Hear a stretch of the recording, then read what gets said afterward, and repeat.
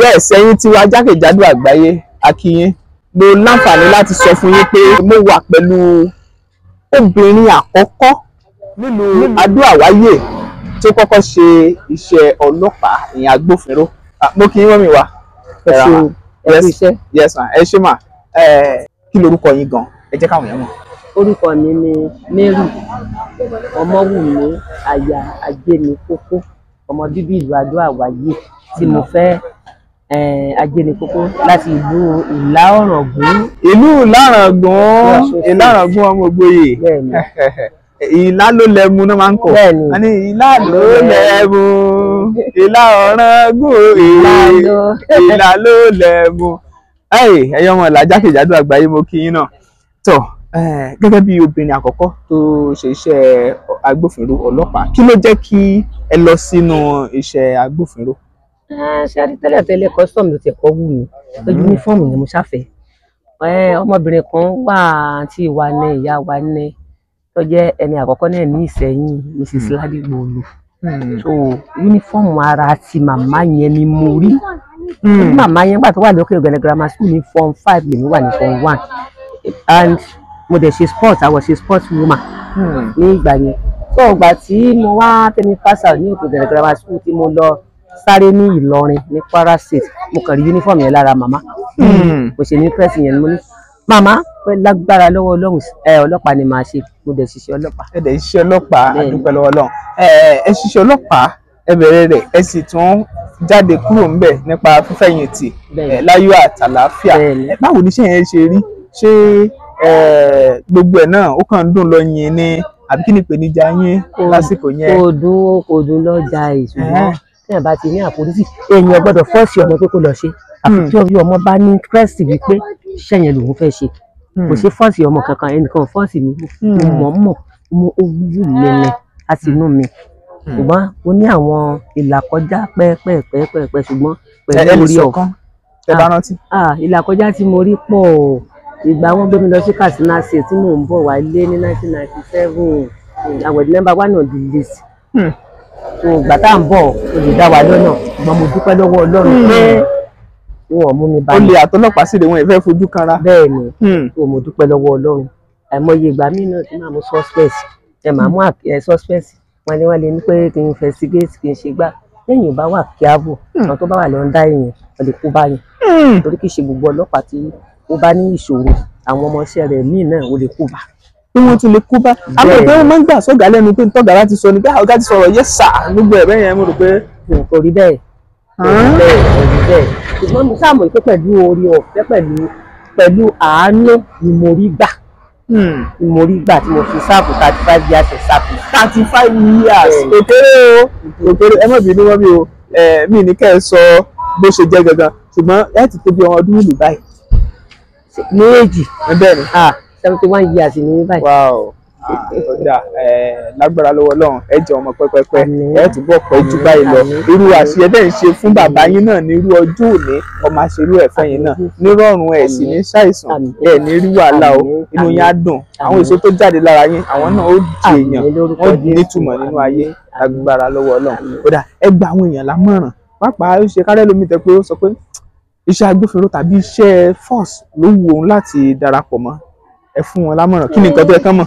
Àmọ̀ràn tó yẹ kán mọ̀ ni pé tí mo lè fún wọn ni pé tọ́jú wọn bá ti lọ sí training school ní training college ní Ìkẹjà tàbí ní Ìpẹ̀rù tàbí ní police training school tí wọ́n bá fẹ́ join, ibẹ̀ ni wọ́n ti máa rí àríkọ́ṣe tó máa wù wọ́n. Torí ibẹ̀ ni wọ́n ti máa build èèyàn up pé nǹkan báyìí ló gbọ́dọ̀ ṣe, nǹkan báyìí ló gbọ́dọ̀ mọ̀, ibi báyìí ló gbọ́dọ̀ tọwọ́ bọ̀, ilé yìí báyìí ni kò máa tọwọ́ bọ̀. Torí kò ṣeé sọ wípé bóyá bákan, ṣùgbọ́n tí ẹ̀ bá ti ní interest pé àní iṣẹ́ yìí òun fẹ́ ṣe pẹ̀lú ìgbàgbọ́ ẹ̀ Ọlọ́run ṣe máa bá ṣe ló máa bá yanjú ẹ̀. Ẹ má bínú, ṣé tẹ bá tún ayé wa ṣe tún lè sọ pé iṣẹ́ agbófinró? Ìgbà táyé wa ṣe agbófinró ń tòṣe. Tó dùn tó bá ní. Ó dùn ojú bẹ́ẹ̀ lọ. Ó dùn. Ṣùgbọ́n tí bá ti awáyé tí bá tún lé ayé wà o pẹ̀lú ìwé ni máa fi wá bẹ̀rẹ̀, kì í ṣe pé àṣẹ recruit ni máa bẹ̀rẹ̀. Pẹ̀lú ẹ má bínú, ipò rẹ wà nígbà tẹ máa fi fẹ̀yìntì. Assistant Superintendent of Police. ASP. Bẹ́ẹ̀ni. Ẹ ti gbìyànjú o, ẹ ti gbìyànjú. 2 star. kọ́ nìyẹn ẹ ṣe máa tó bá rọ̀ mọ́ yìí tó sọ pé èmi náà fẹ́ ṣe irúṣẹ́ tí mọ́ mi ṣe. ẹni tí ẹ fi pé gbogbo wọn ò ní fẹ́ẹ̀sì ní o wọn ò ní fẹ́ẹ̀sì ní o mo ti pè wọ́n pé kọ́mọ kan ní ẹ̀dọ́ ọ̀gá ń bẹ́ o wọn àtọkùnrin àwọn àtọkùnrin wọn ò ní fẹ́ẹ̀sì ní. ó dáa ẹ ṣe pọ̀ mà ẹ bá dárúkọ yín lẹ́ẹ̀kan sí. orúkọ tèmi ní Mary Ọmọwùmí Ayájẹmí Kókó ọmọ àdúrà wájú láti Ìlà Ọ̀ràngún tí mo ti lọ fẹ́wọ̀n níbẹ̀. ẹ ṣe púpọ̀ mà ẹ ṣeun o àdúpẹ́.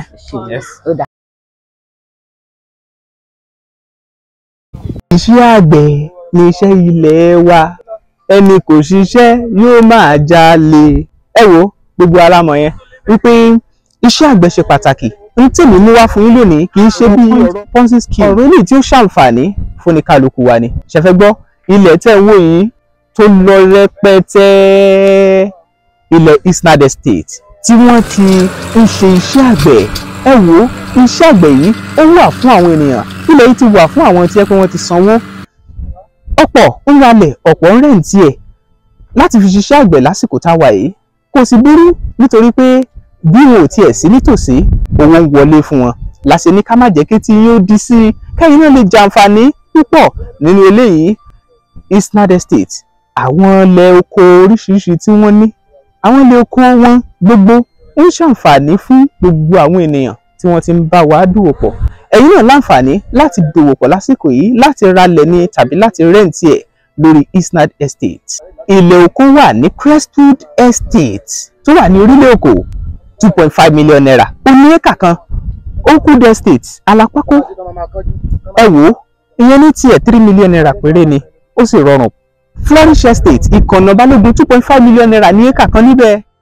ṣẹ̀wárí ti Greenfield yẹn gangan Greenfield Estate tó wà ní Ọbádá 1.5 million naira òní éka kan bẹ̀. ẹ rí i pé Isnad ṣe lọ́nà tó fi rọrùn fún wa tó jẹ́ pé a lè láǹfààní láti ṣiṣẹ́ àgbẹ̀ owó gidi á wọlé sí wa lọ́wọ́ kódà bá a bá sí nítòsí a lè ṣe é pé kí wọ́n máa bá wa bójútó bẹ́ẹ̀ bá sì láǹfààní àti bójútó fúnra yín déédéé tó sì jẹ́ pé owó tí ò ga ni lára ò ní wọ́n gbé sílẹ̀ fún àǹfààní gbogbo wa láti lè fi ṣe é kò ní wọ́n jù fún yín a sì jọ jàǹfààní. àsìkò òjò tọ̀tẹ̀ yìí ẹ jẹ́ ṣàmúlò rẹ o àsìkò gan rèé tó yẹ ká jẹ̀fà. ẹ jẹ́ ká pín ìkan nínú àwọn tí ẹ pé wọ́n ti nílẹ̀ síbí láti fi dáko àgbàdo àti ẹ̀gẹ́ kí náà sì láǹfààní láti ṣe nípa pé ẹ lè rẹ́ǹtì ilẹ̀. ẹ jẹ́ kí n pe ọ̀kan nínú àwọn tí bàbá ẹ jọ ẹ wá sà. àwọn báyìí wọ́n ti wà lára àwọn tí wọ́n ti jàǹfààní sí orí ọ̀fẹ́ tí Isnad Estate ń gbé kalẹ̀ yìí pé kówó lè máa tún wọlé bẹ́ẹ̀ sí tòsí gan ó ní àwọn ìlànà tí wọ́n tọ̀ tẹ́jọ tọ̀ tó sì máa mú owó wọlé fún yín bí tẹ́ ẹ bá wà. ẹ ṣé ẹ káàbọ̀ ẹ ṣeun máa fẹ́ kí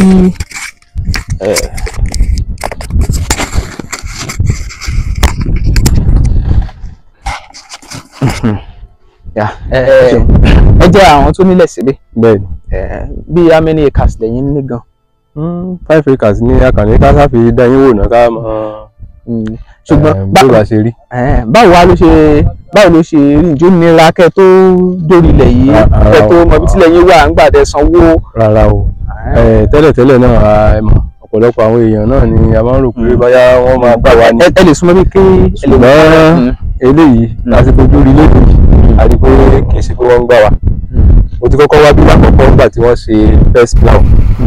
èmi máa ń fẹ́ rí àwọn nǹkan tí mo bá náwó lé lórí pé Yorùbá lè supervise tó náwó sí owó ẹ̀ máa wọjá tù mí.